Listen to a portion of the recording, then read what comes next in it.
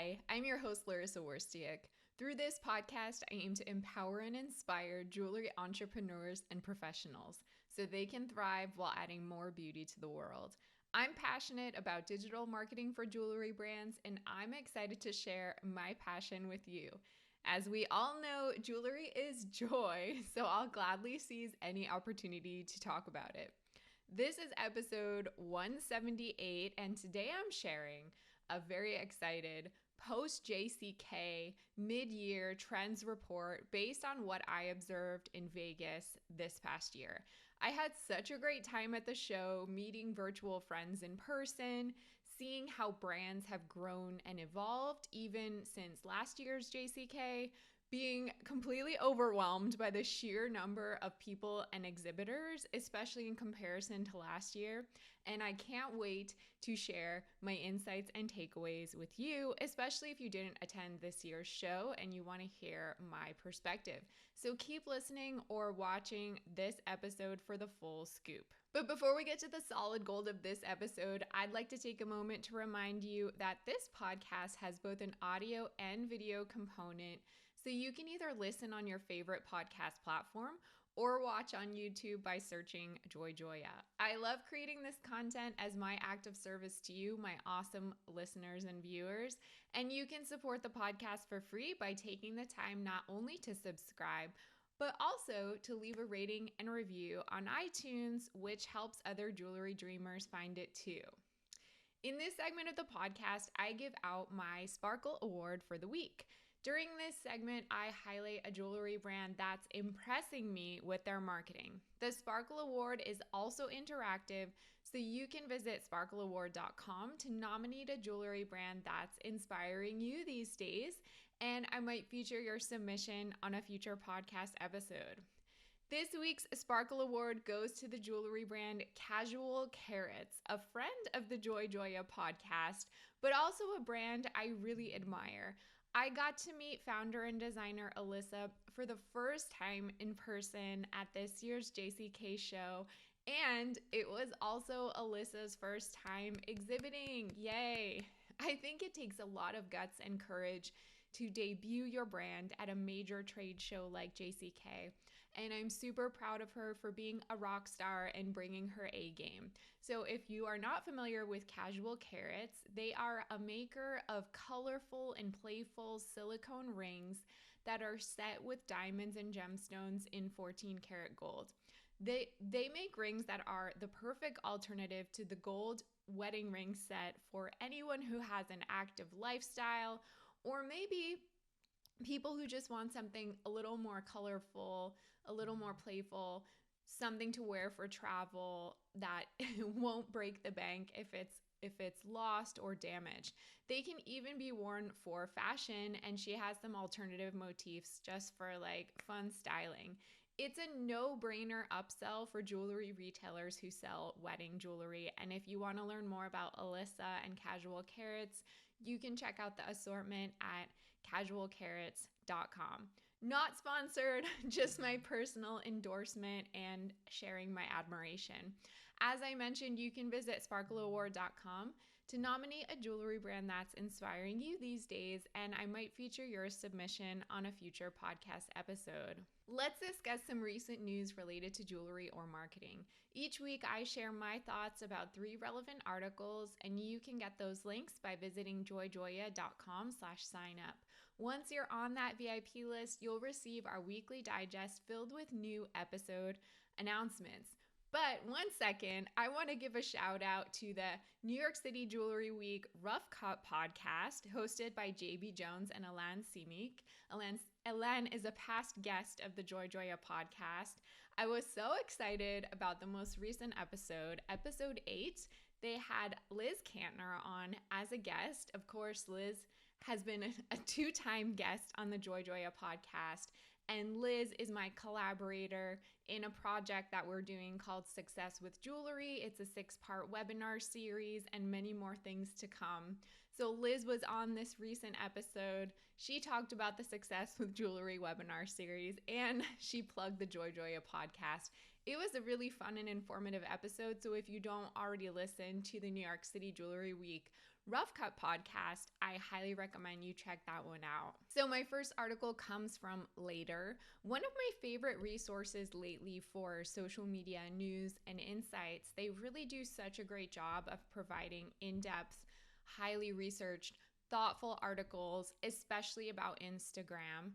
And this one is called What Happens When You Only Share Reels on Instagram. So content creator Olivia Nocita noticed a decline in engagement on her static photo content.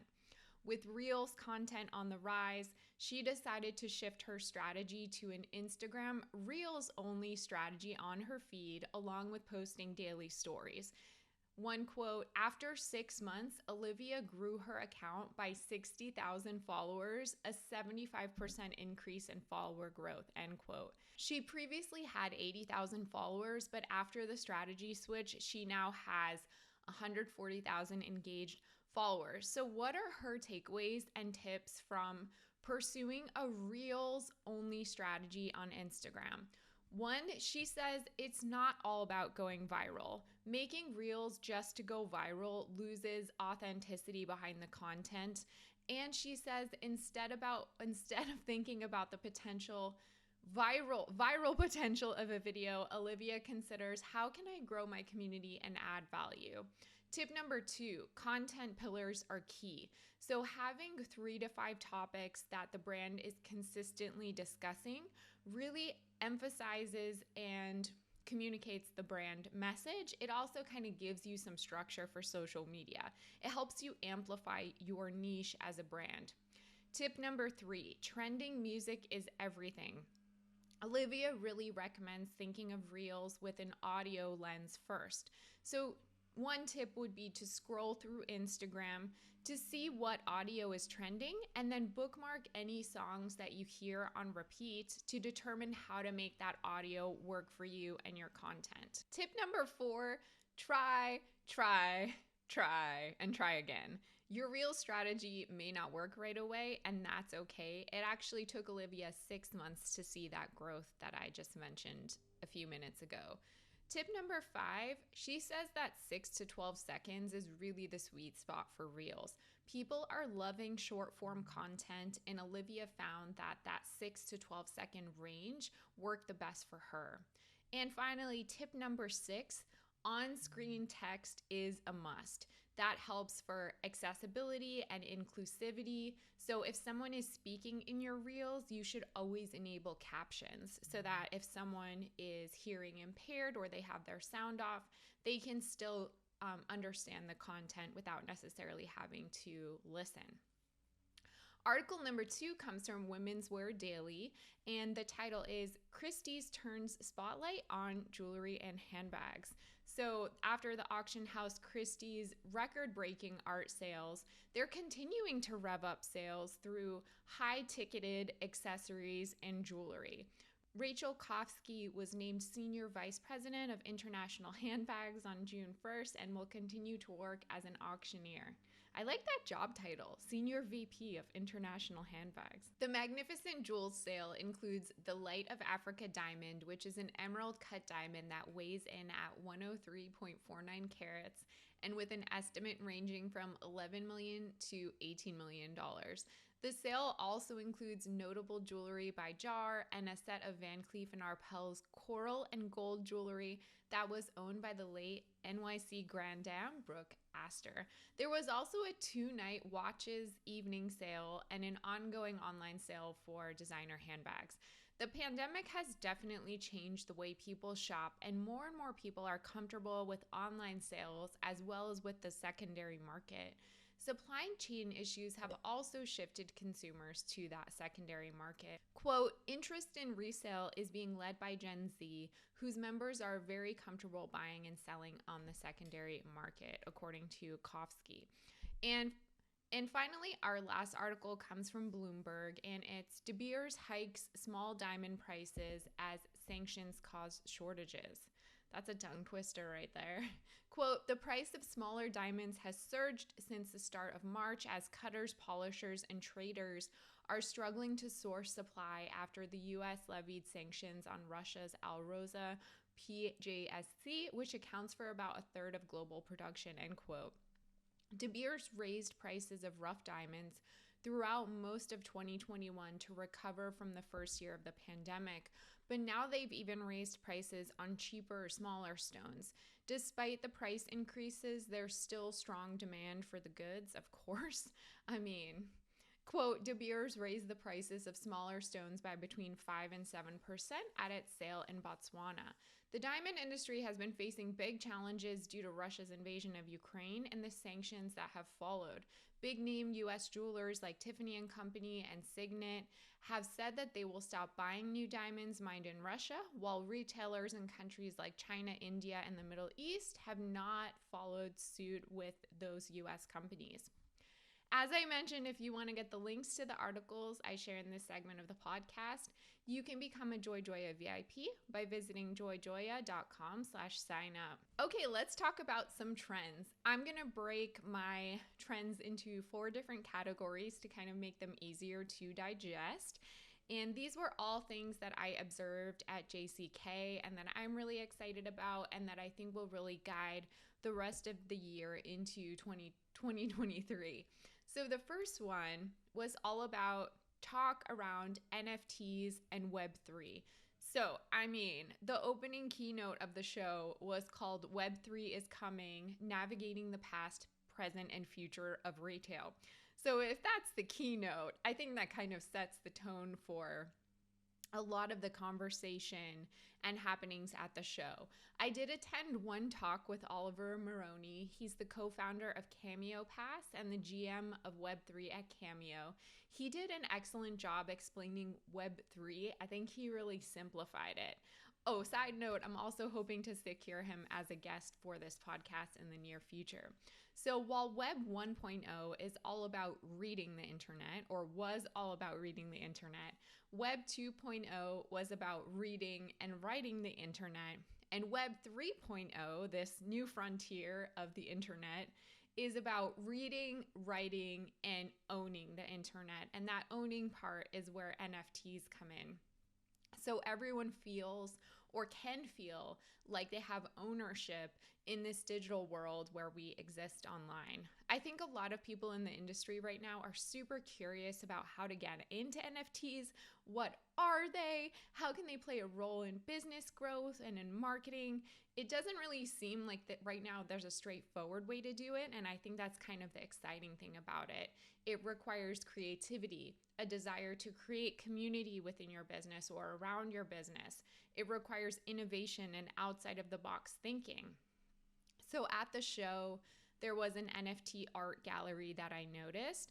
And then recently on this podcast, I also spoke about a collaboration between artist Rina Aluwalia and the company Greenland Ruby. So they partnered together to create a limited edition Ruby art NFT. And I was so excited. I got to see the original Ruby painting at the show. It was at Greenland Ruby's booth, and I saw it from afar. And I remember talking about it, and that was really cool to me. It kind of helped me understand and appreciate the limited edition creative nature of what they're trying to go for in this collaboration and with NFTs in general. Color is not going anywhere anytime soon, especially neon, bright, poppy colors that can't even be found in natural gemstones, and that is where neon enamel comes in. I saw a ton of enamel at the show. I love the color trend. I immediately, walking around, I'm spotting the color. It's drawing me in. It's attracting me. I think that it's here to stay, not going anywhere, and I'm excited about that.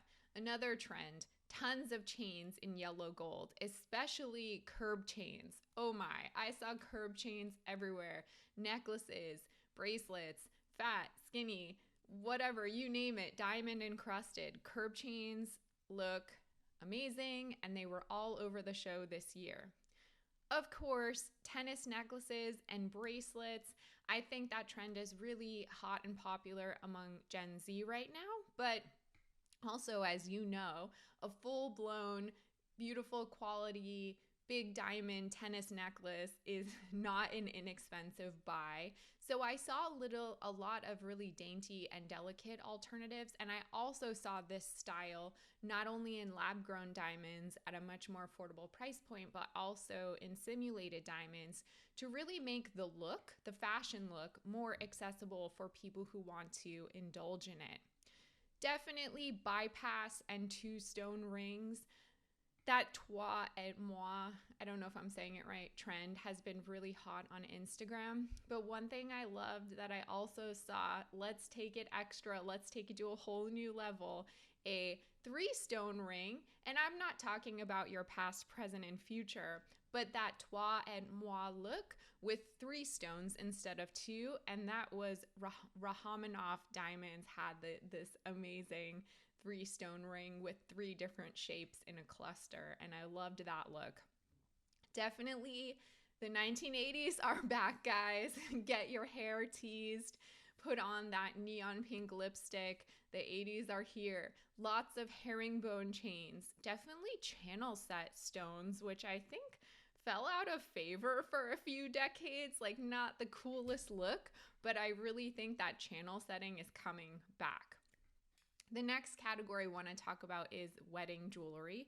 I think that kind of deserves its own discussion in general. So one thing that I definitely heard about, I had a few conversations with people at booths that specialize in wedding bands in particular, really customized wedding bands, that a lot of retailers are looking for ways to accommodate super custom wedding jewelry requests. So people don't just want like your typical gold band.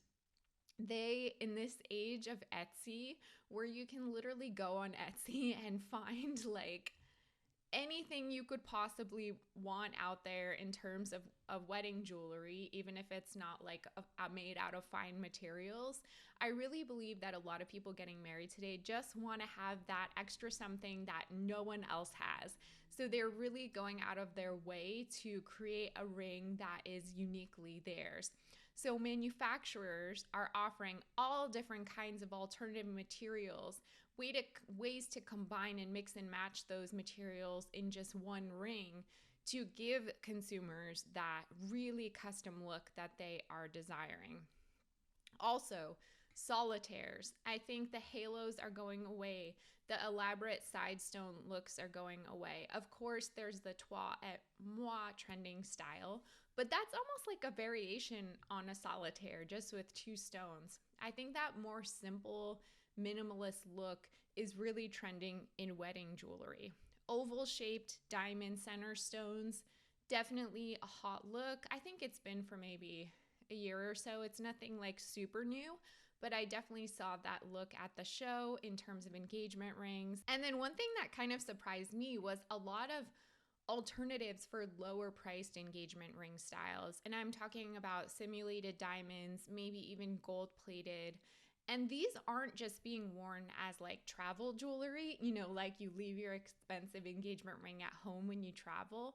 But there are some couples out there that maybe they can't afford that like dream ring right now, or maybe they want the look of the engagement ring, but the actual materials aren't as important to them because they're focused on buying a house or investing in starting a family, what have you. So this like simulated look that still has the beauty of a traditional like diamond and gold or platinum engagement ring, but at a much lower price point. The last category I want to talk about is innovations in the jewelry industry that are trending. So, of course, I can't leave this out. Lab-grown diamonds. They had a much bigger presence at JCK this year in comparison to last year. And I think the conversation around lab-grown diamonds was not just about the sustainable aspect of them. Of course, there was a lot of messaging around green, around sustainability, and how that compares with natural diamonds and that argument there. I won't get too into it right now. But on top of that, the fact that lab-grown diamonds can be innovative in a way that maybe some natural diamonds can't be, because you can create these really interesting shapes in larger size stones, developed lab grown, that is maybe not even possible in natural diamonds, and even some interesting colorways in diamonds that, again, are either not possible or just very, very difficult to find. So that like tech innovation aspect of lab grown diamonds is really interesting and offers another counterpoint to natural diamonds. Another innovation trend that I saw was these like designer and manufacturer collaborations. So I think a lot of up and coming manufacturers now, to almost market themselves, brand themselves, add like a new layer of sophistication to what they do. They're collaborating with designers who create these like capsule collections using the products, the stones, utilizing that manufacturer for the actual production. So one that I saw was friend of the Joy Joya podcast, Deborah Navarro. She did a collaboration with Asian Star Diamonds, and the reason she wanted to do that was she really liked the traceability factor of their stones, and it connects with her own brand values. So it was really nice to see Deborah exhibiting that capsule collection at the Asian Star booth in the Plum Club at JCK. And then finally, the last innovation trend that I saw was all about wearables, medical jewelry, tech embedded jewelry, and also bling for wearables, like something to embellish your Apple Watch. One exhibitor that I saw, I believe they just started this company in 2021, is Easy EC. I think I'm saying that right. It's literally the letters Easy EC, and it's short for Easy Emergency Contact. And it's a platform that allows jewelers to design medical jewelry, any designer, any look. Really, the possibilities are endless with this. But then they can equip that piece with a microchip that, in an emergency situation, like first responders can scan that chip and get information about the person's like pre-existing conditions, any important medication that they need to take. So it's trying to overcome the stigma of ugly medical jewelry and give people who need to wear medical IDs an opportunity to wear something pretty and stylish. So I thought that was a very cool innovation. And that's it. Those are all my trends. What did you think? You can always email me, Larissa, that's LARYSSA @joyjoya.com. If you love this podcast, please share it with a friend who'd appreciate it. And don't forget to subscribe as well as leave a review on iTunes. To purchase a signed copy of my book, Jewelry Marketing Joy, visit joyjoya.com/book for more information.